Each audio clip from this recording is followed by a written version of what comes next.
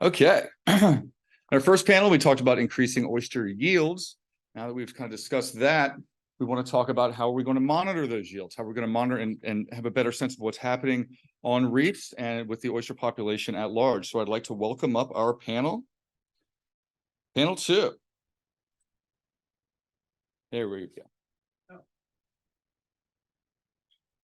And Mr. Scott Budden.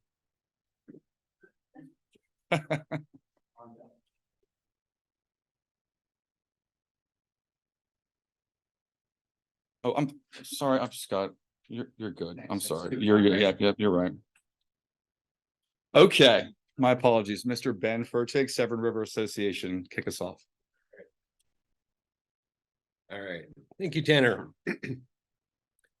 So I'm Ben Fertig. I'm the restoration manager at Severn River Association, and I'm really excited because we're really kicking things up a notch in the Severn River in terms of our oyster restoration, in terms of our living shoreline restoration, in terms of our stormwater management and retrofit restoration. So there's a lot of really exciting projects that are coming up, and I'm really excited to be a part of them. And I'm really excited to introduce the panel here today.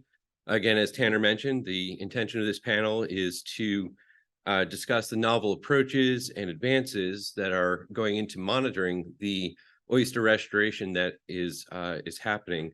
It's a really broad topic. There's a lot of really exciting technologies that are coming about.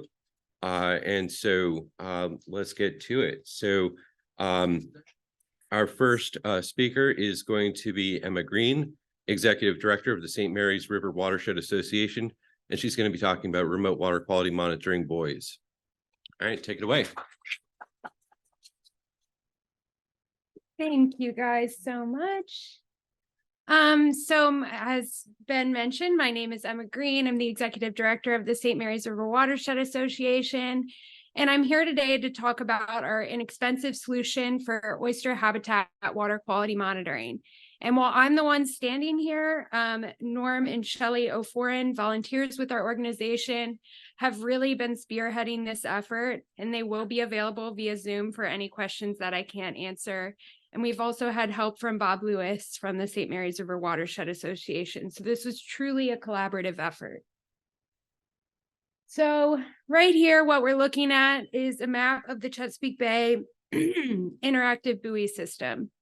And as you can see, we've got a lot of remote water quality monitoring in the main stem of the bay, but the areas where we're focused on in the tributaries, there's not a lot going on. So in Breton Bay, where Norm and Shelley O'Foran originally started their work with Friends of St. Clements Bay, and in the St. Mary's River, where I'm focused on, the closest water quality monitoring buoy is at the mouth of the Potomac, which doesn't give us much information on where we should be putting these oyster reefs. And why is these data necessary for our efforts? So these are both pictures of Norm, but Norm came to this project from his work with Friends of St. Clements Bay. They're monitoring a current ongoing restoration project off of Lovers Point in Breton Bay. They go out every 2 weeks on kayaks. It requires 2 people, good weather for safety, and it takes a lot of time and effort to get this done. They're also only getting a one-time measurement, so that's just telling you what's happening in the here and now, not what happened yesterday, not what happened an hour ago, just what's happening now. Where we came from this is a picture of us going out to restore an area on the St. Mary's River. So basically we had loaded up this entire barge with 200 bags of spat on shell. You guys all know that feeling. We had loaded up our volunteers. We're going out to a site that we think is suitable for oyster restoration. We get there, we drop our YSI in. The dissolved oxygen is 0.17 milligrams per liter. We spent all summer, growing these spat on shell, working really hard, working with volunteers. We don't want to plant our oysters somewhere where they're not going to thrive. So we ended up turning the boat around, but this really solidified the need for more data on what's going on in our river. So our goals for this project is to use the Internet of Things technology to expand the spatial and temporal water quality monitoring throughout the bay. We're starting with Breton Bay and the St. Mary's River. And we're hoping to do this cheaply and practically. So we're a small watershed association. Friends of St. Clements Bay is small too. We don't have a ton of funds. So the cheaper, the better, I think, for all of us. We also need this to be practical.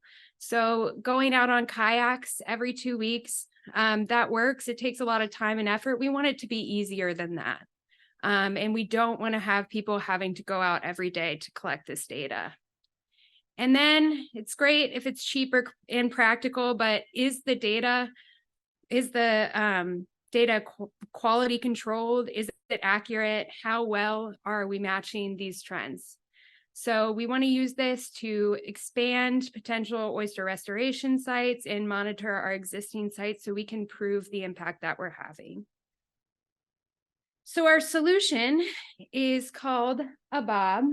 They are formerly Breton observation boxes. We have recently changed the name to Bay observation boxes. So there's 7 in Breton Bay right now, and then there's 5 in the St. Mary's River. They can be attached to floats or on docks. They're all over the place. They're pretty low cost, but they are still in the prototyping phase, which we'll talk about. So this is kind of Norm's realm, the technology of these boxes, but I'm going to do my best to describe what's going on here. So the Internet of Things, as far as I understand it, it's a bunch of hardware connected to software. And the software allows the hardware to share data between the hardware. Guys can correct me if I'm wrong. And it's just commercial off-the-shelf products. We order a lot of the stuff on Amazon. The microprocessors, those boxes that are controlling everything, those can be purchased off the shelf. And then we purchase low-cost sensors from Atlas Scientific. They're powered through solar panels connected to a LiPo battery.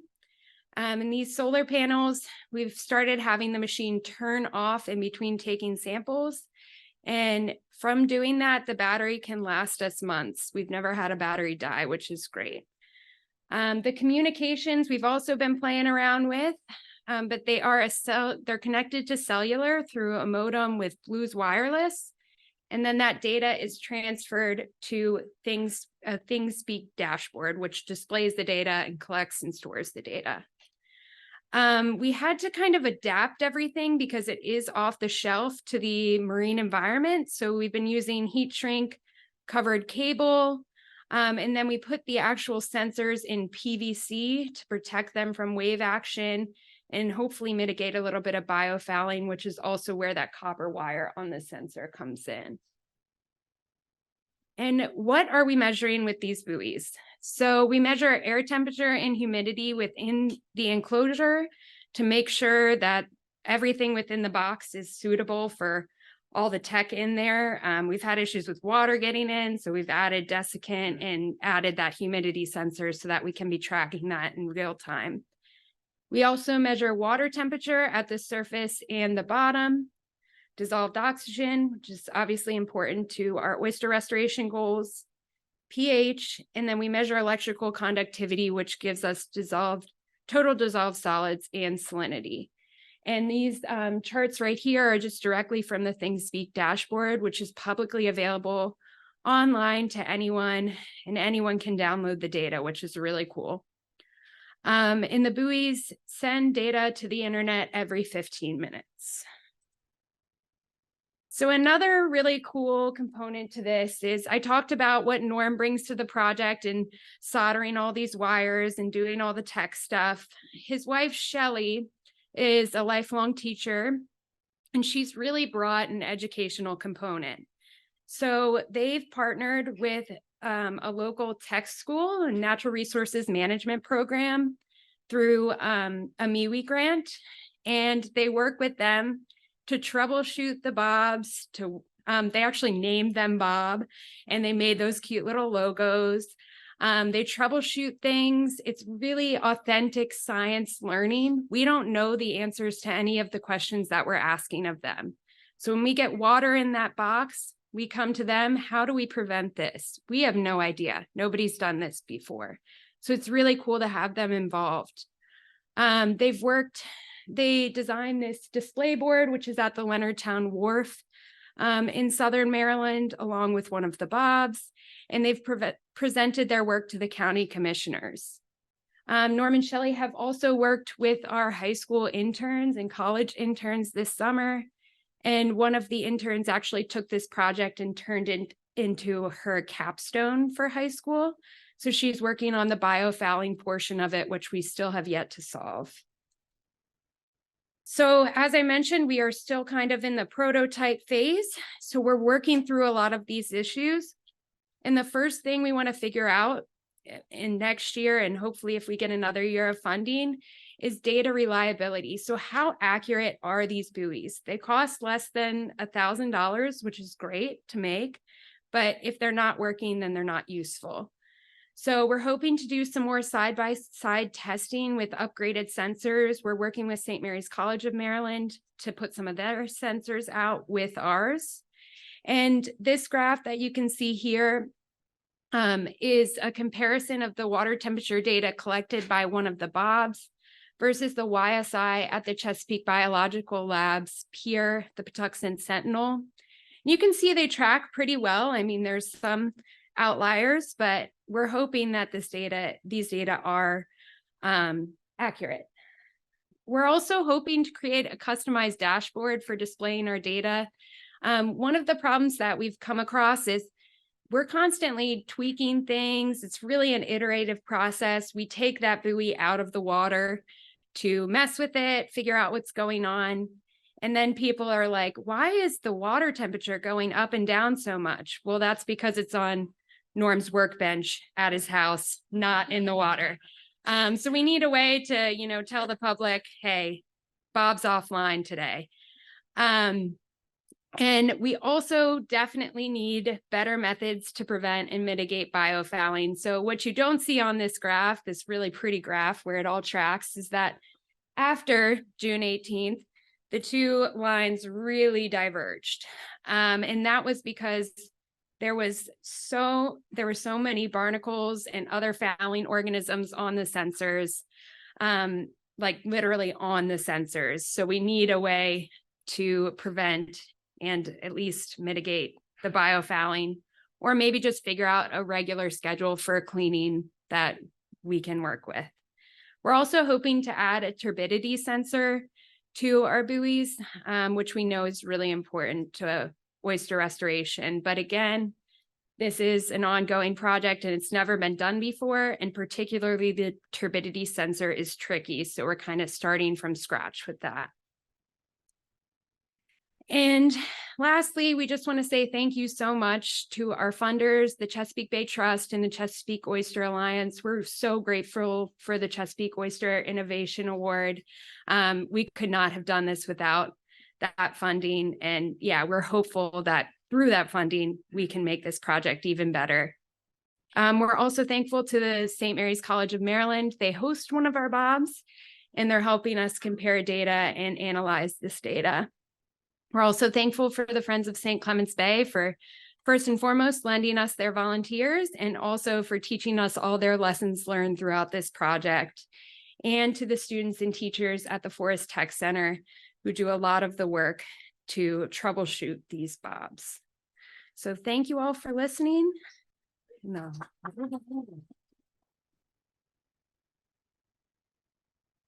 Excellent. Thank you so much, Emma.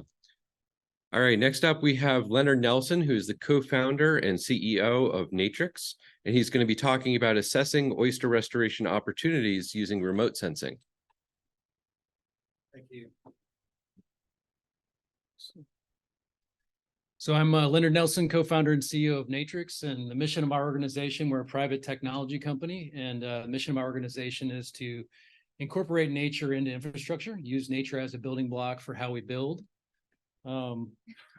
Quick question here. How many here in the room noticed that my headshot was fake? We've got a couple. I know we have one back there. This is an AI generated image, right? This technology wasn't available to the world even 10 years ago. And the reason I bring it up, so there's me on the left, the real me, right? I'm not as good looking and I'm not as in good shape as the guy on the right. But we have a technology here that's able to take multiple images, multiple different things, and quickly synthesize it into something that is good enough, right? Good enough to create an image that looks maybe a little bit more professional. So it's a tool that we can use. There's also some downsides of these tools, so we'll touch on that a little bit today as well. So how do we use this kind of technology responsibly? So overall, big picture, we have these new techniques, new tools that were not available at a very short time ago. How do we use these things to do a lot more oyster restoration? So I'm really excited about, all the things we're seeing in the room, but we have a big mountain to climb, right? The number that I've seen, or we've kind of derived a number that we've lost about 50 billion tons, that's billion with a B, of oyster substrate. So we have to be able to do a lot more of this stuff, and technology can perhaps help us to learn faster and to do more of what we love to do. And so our company, we really got our start about 20 years ago in the oyster world. And I show this for a couple of reasons. Number one, not because it's surprising. It's actually not surprising. This works, right? So if you do it, and if you do it in the right way, it's going to work. You can build with oysters. They're incredibly effective as a building material. But I also show it because that first reef, that first moment, the first time you get out there and do that, that's really special to us. We'll never forget it. And it's exciting to see so many people out here today doing these kind of things for the first time, and you really know, you really don't know where it's going to lead. But in terms of technology, how do we use technology to optimize here, right? So how do we, I point out a couple of things. Planning is really hard. Coastal systems are complex. Funding announcements, for example, come out and you've got a couple months to scramble. How do you figure out what to do to put your best foot forward and take the limited resources we have as a society available for this kind of work and do the most, stretch those dollars, do the most with it? And, one thing I think that it's also important that I would challenge everybody in the room to do is we need to think about how do we get oysters into the bigger infrastructure market, the bigger building market. So, there may be, I don't know the exact number, but call it 500 million a year total available funding for restoration across all, types of, in terms of actually moving dirt, doing projects, right? In the transportation sector, we spend 350 billion a year. And with the infrastructure bill now, that's 550 billion a year. So how do we get this stuff in front of DOTs, help them plan, help them to incorporate into their ways of working? And I think that technology is a way that we can connect with those practitioners who aren't thinking about oysters like we do, and to use them as building materials. So first here, there's a little bit of formatting issues, but on the left is 1999, on the right is that's 2019. And this is an easy one, right? So just to kind of quick note here on one that's pretty easy to do manually, right? So this is a point called Big Fishing Point in Hyde County, North Carolina. And you can see it's losing a lot of land. We're about to lose this point here in another 15, 20 years if nothing's done. Great oyster habitat, by the way. So if you're to do a small oyster project on that peninsula there, you're going to continue to break out the fetch there and protect a lot of those wetlands behind it. So this is an example of a small project you could do that has a force multiplier on it, right? And so those kind of projects are great, but the reality is that not all shorelines are so simple, right? Places that oysters like to live are oftentimes very complex. And that also makes a great habitat, right? In terms of the complexity, helps with biodiversity, and but it makes it a lot more challenging to manually assess, where do we spend our dollars, what kind of techniques, where do we do coastal protection, where can we do, loose shell, different kind of techniques like that. So what we need data, and I think we've got a new one. The sound is a new one that Allison mentioned earlier. There's all kinds of different data inputs. Two that I'd show here quickly or just highlight on in terms of remote sensing. One would be drones, and another would be satellite, kind of satellite technology, satellite imagery. So us as an organization, we've moved kind of slowly but consistently from drones towards satellites. And I apologize for the people in the back, probably too many words on this chart here, but a big picture, both drones and satellites are improving very rapidly in terms of cost and resolution. But we found a couple things that from a very practical level, it's more difficult to get out in the field, a bit more costly. And I think you're trading off a lot higher spatial resolution with drones for higher temporal resolution with satellites. So if you can get that feed every month, you're able to see things like seasonality, and you're not thrown off as much by say a single storm or maybe a bad weather day, if that's the day you're getting the drone out there. So once you get all that data, you've got a lot of information. It's a lot of data. And you've got multispectral vegetation cues from satellites. There's bathymetry data sets. There's all kinds of different. We use NOAA wind data, wind station data out there. And the real challenge is how do you crunch it? And again, this is where something like AI or kind of automated processing tools can really help us as practitioners in this community. So on the right here, I guess if Dante's Inferno was written today, it would be pretty low level, deep level of hell to go in there with ArcGIS and a spreadsheet and try to really figure out exactly what to do on every single one of these transects. But this is the kind of thing that a computer can do really quickly, is analyze that in 360 degrees. So what we get here at the end is a wave model. So we can develop a wave model through some of these AI tools. And that will help us to understand the direction and the intensity and the frequency. And you're basically looking at, what are all the potential storms or the probability of occurrence of all storms and waves in 360 degrees across multiple year time span.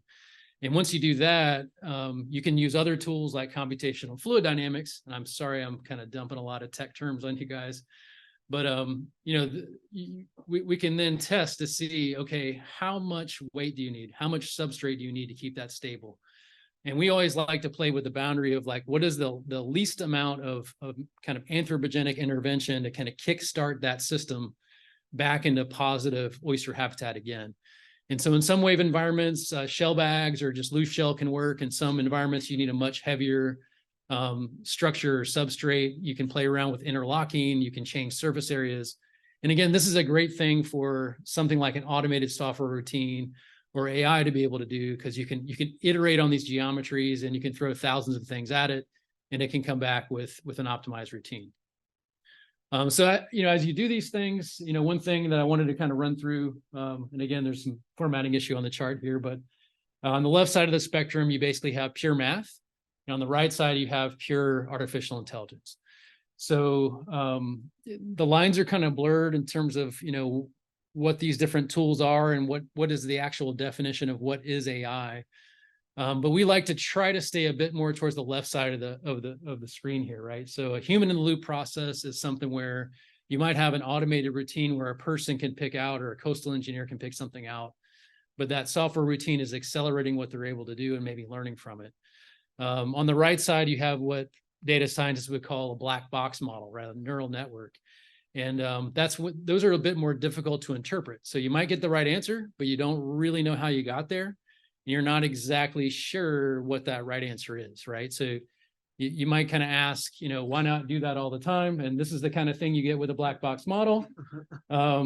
So for whatever reason, the AI thought that I should be wearing some weird suede vest and I should be snuggling a cat with 3 ears.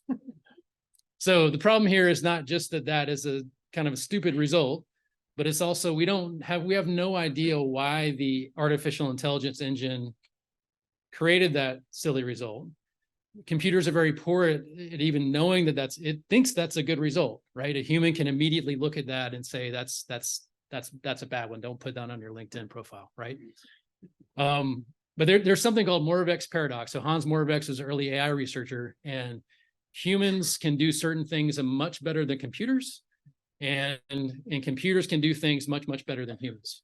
And we also have a human bias that we also tend to overestimate our own brains and what we can do here.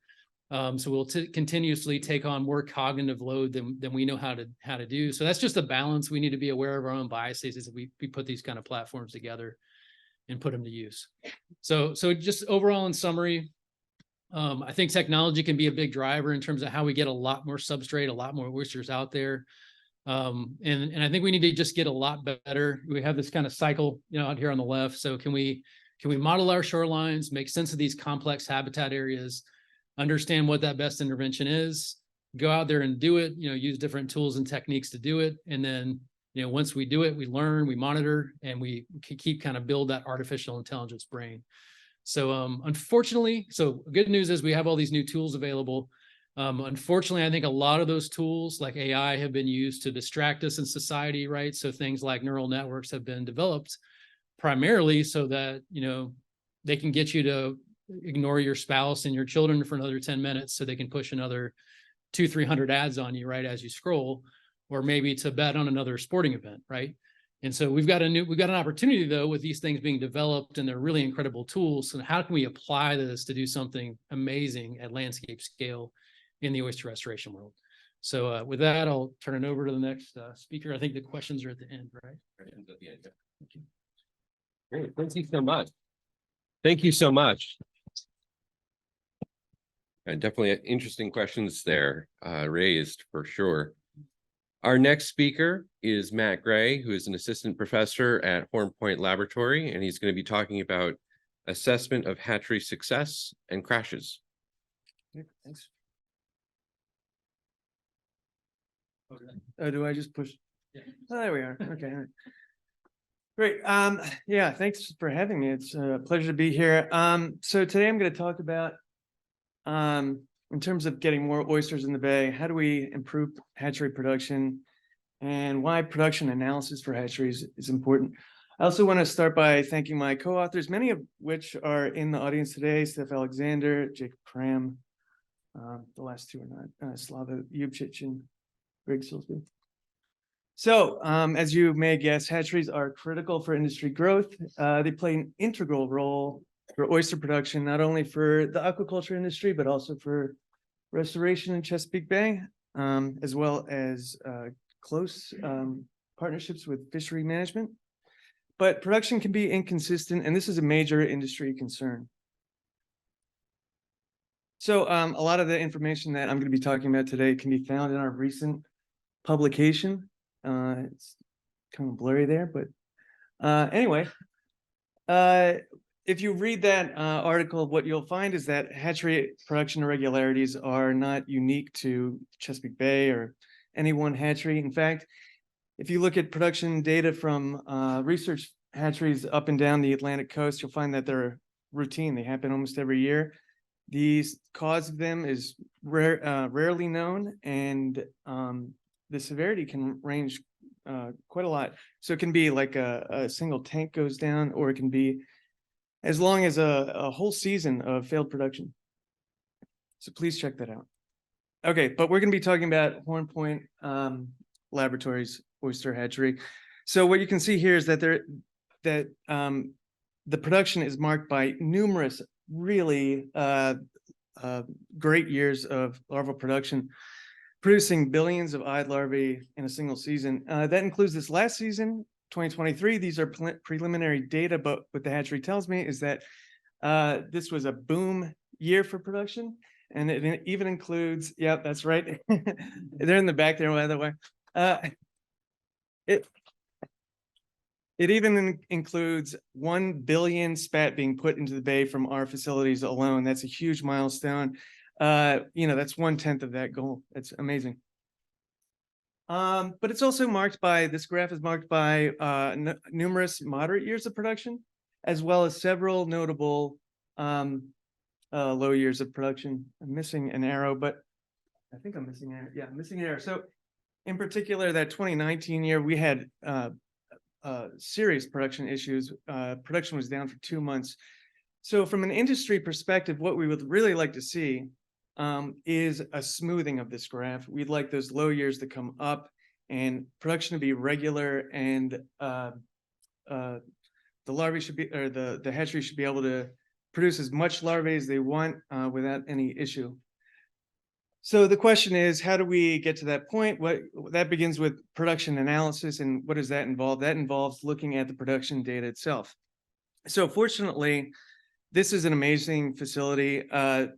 They collect a ton of data from the production, from the broodstock conditioning process all the way through larval husbandry, when pettivillagers kind of spit out the other end. And all that information is digitized and stored.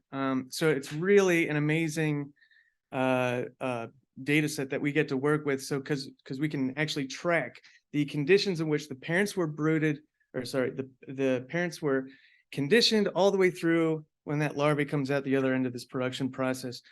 So big, again, shout out to the hatchery, all the work they do and all the data that they collect. So when we start looking at the production data, oh wait, I want to start by saying I'm going to be talking about yield a lot in this presentation, and just what I mean by yield is the fraction of eyed larvae that are produced per batch of fertilized eggs that you start with at the beginning of the production process. So when you start looking at average production yield over a seasonal time scale, some things immediately jump out, such as on average, the yield ranges from 0 to 15%. And there's this clear peak in production efficiency in June. And then it's kind of, it declines significantly on the shoulders. And that's probably due to endogenous effects of poor egg quality, animals going into or out of condition, which makes sense because on those shoulder seasons, we're trying to force oysters to spawn outside of the season when they normally would be reproductively active. Okay, so this is another really useful graph. We've got yield on the Y and production rate on the X. Production rate just means how quickly can you usher larvae through the hatchery. So this is the raw brood, so there's no means here. And when we look at this, we can see that the average yield is 10%. The average production rate is about 12 days. So again, this is really useful because really what you'd want to see is you'd want to see all your larvae or your broods ending up in that first quadrant, the upper left quadrant, where you're getting high yields and ushering your ushering your larvae through pretty quickly. Okay, so then what about tank buffering? So due to the threats of ocean acidification and coastal acidification, there's been a lot of interest in buffering hatchery tanks. But what we see, interestingly, is that we see a very marginal effect of buffering tanks. So actually, production yield is significantly lower, just a hair, but significant. And production rate is actually quicker when we buffer tanks. So it has a very marginal effect, but there is some interesting, significant differences when this happens. Another interesting thing to examine is when do crash events actually occur in the season? We see that it's kind of throughout the season, but there is a most of the crashes tend to occur at the latter part of the season. Again, this is also when yield is dropping off. Animals are kind of falling out of condition. It's harder to spawn. Oh, look at that. There's an error there. Anyway, okay. Moving on. So one thing that we're doing with this production data is we're trying to use machine learning to essentially predict why there's variability in hatchery production and what are the drivers of that variability. So we're taking an immense amount of data from all the production process. So that includes the broodstock source and conditioning, spawning, larval culture. And that's all the data from 2011 to 2021 that I'll be showing to you today. We're also grabbing a ton of information from the oceanographic buoys in Chesapeake Bay. We're also using meteorological data and land use data from remote sensing. So we're considering 144 predictors all together, and then we're using algorithms to essentially try to predict the production result. So what we're seeing, and this is still kind of early days of this research, but using a recursive Barada algorithm, we've identified 56 significant parameters, some of which could be manipulated by the hatchery staff to potentially improve production. We can see that of the data that's included in the model, this algorithm is capable of predicting 89% of the production outcome. However, for forecasting or estimating the production result of a brood that lies outside of the time when this model was created, it can only predict 35% of the outcome. So again, this is still early days, but I think we're really on an exciting track here. Oh yeah, and I want to say with that algorithm, if you have specific questions, I'm not the person to ask. Please ask Slava Yubchich. You can find his contact details at CBL. So here's another interesting study that Jacob Cram is leading. He's right over there, by the way. And so what Jacob's been doing is collecting larval samples with the hatchery from every single brew that passes its way through the production process at Horn Point, and he's examining the microbiomes of both good batches and bad batches. And what he's finding is that there are real differences between the bacterial communities of both good and crashed larvae. The question is, are those bacteria driving batches towards the crash state, or are they taking advantage of larvae that are already compromised and then just kind of opportunistically showing up and exploding? We don't know quite the answer to that yet, but we're working on it. Talk to Jacob if you have questions about that. Okay, so one of the last things I want to do with this opportunity to talk to you all today is about the Northeast Bivalve Hatchery Health Consortium. So this is a project that is just spinning up. It's sponsored by the Northeast Regional Aquaculture Center. And so this is a team of scientists who are trying to identify the cause of bivalve hatchery larval mortalities and crashes.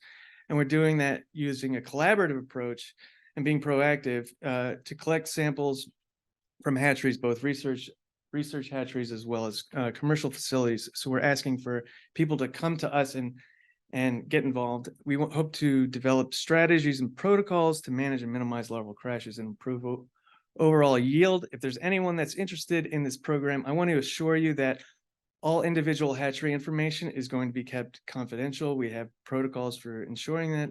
If you're interested in this program, please consider using your phone and, however you do that, click on this QR code. I don't know what else to call it. Activate it. I don't know. Or you can talk to me after this, or I have my contact information coming up. Reach out to me some other way.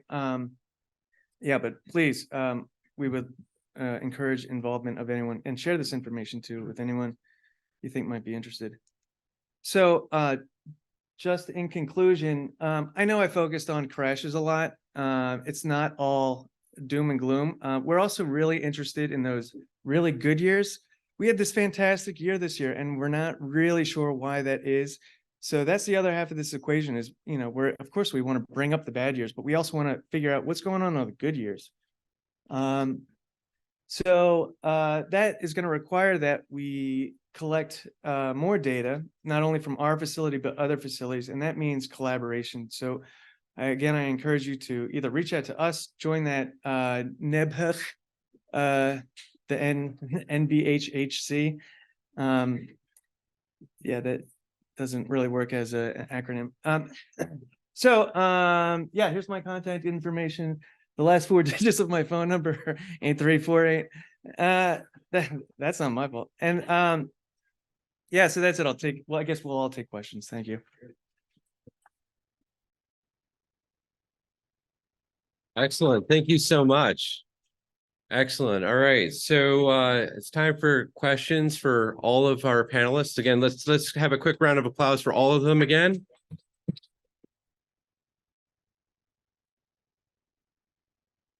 Great job. And so we'll start off with questions. Let's take one. Are there any questions from the from Zoom? Yes, there are. All right, let's hear one. So Emma, how do people get access to the data from your buoy system? So that is a question. Are these on? Yeah. Yeah. That is a question that I can answer. So if you go to thingspeak.com and search for SMRWA in the tag bar, that's how you get the data. All right, excellent. And how about from the audience? Yeah, Tom. Yeah, Emma, would you sell me one of your monitors to teach me how to do that? Tom Gay with the Severn River Association. Would you sell us or teach me how to build one of your Bob units? I wish I could. And we are trying to get to the point where that will become available. The volunteers that have built this project are not interested in making money off of it. They're interested in expanding the water quality monitoring throughout the Chesapeake Bay. So we are working through some issues like just they're crashing like the hatchery as well and things like that. But we hope to get to that point where we can have one on every pier or at every aquaculture center. And we are also working to standardize how they're built and make that process easier so that maybe it can be a kit that you purchase and take home and build it yourself. Great. Awesome. Coming soon. Coming soon. Excellent. How about another one from Zoom? How long can Bob stay out in the water at a single time? And how often do you check on it when it's left out in the water? Okay. I think it depends on the bob.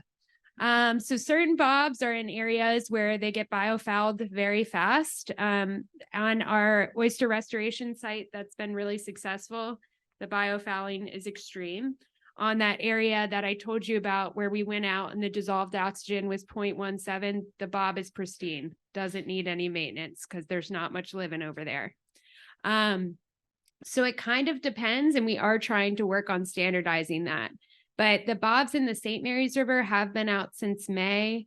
We check on them about once a month, preferably once every 2 weeks, but it ends up happening about once a month. And they seem to be okay. I know in Breton Bay, there's some that have been out there for a year and been all right, just periodically pulling them up to check the biofouling. Excellent. Another question from the audience here? Yeah.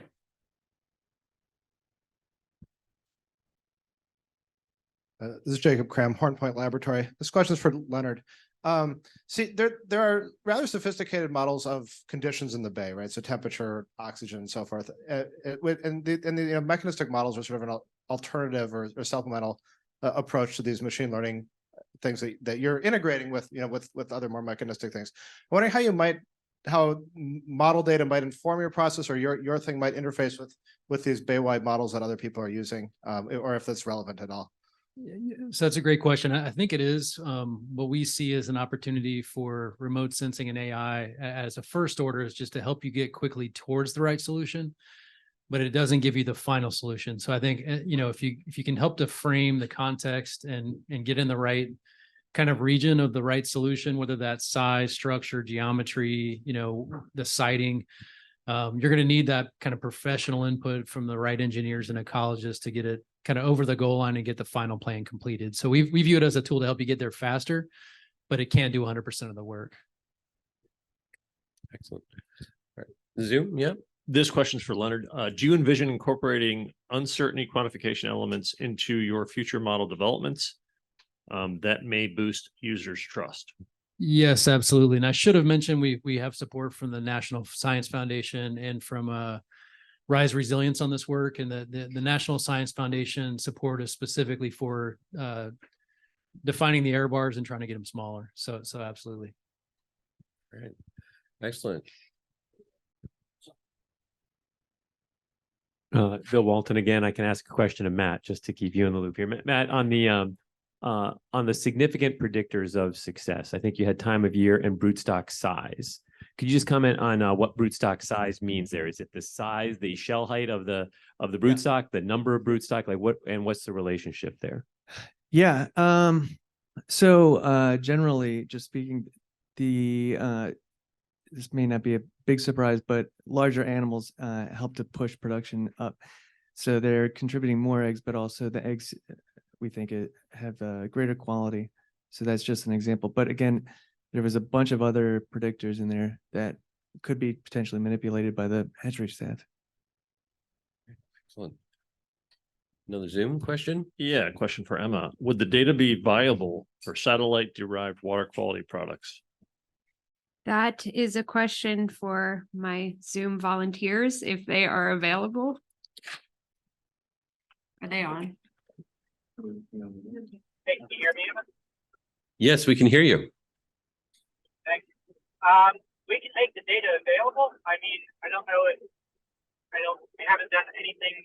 If the question is, could you do like a correlation between satellite data and the data that we have? That's the question. We haven't tried to do that. Certainly we can make the data available to anyone who's interested. Yeah. Great, thank you. So yes. Yeah. Yes, yes, the answer is yes. Fantastic. All right, another one for the audience here. Yeah, Olivia.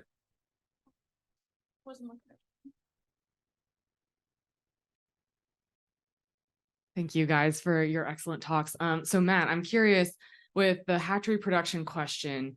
Obviously, you know, you talked about some of the biological and environmental factors that you're looking into, but are you also looking into things like planning activities or, you know, more human factors, if that makes sense? I know you talked about things that the hatchery can manipulate, but I'm also just thinking about, you know, with our involvement, at least as ORP, you know, we're working with the hatchery to create plans every year. And this year we, you know, met earlier, we started thinking about producing earlier.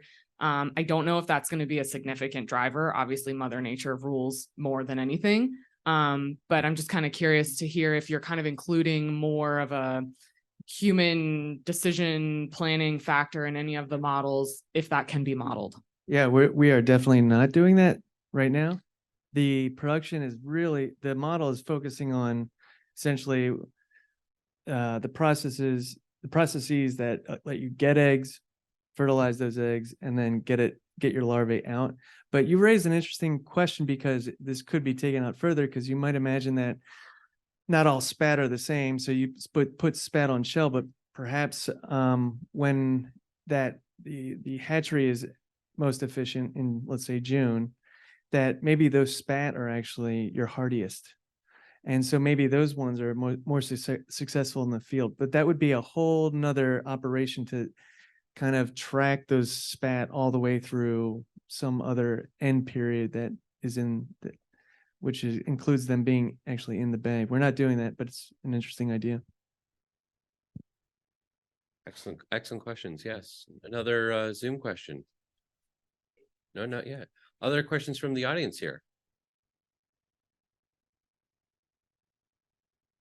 All right. Do we have time for one last one, or If we have one, we'll do one more. I have one. Do it there. I have one. I just want to know for all the panelists here, and this is maybe not relevant to the presentations, but I'm just very curious what everyone's favorite garnish is.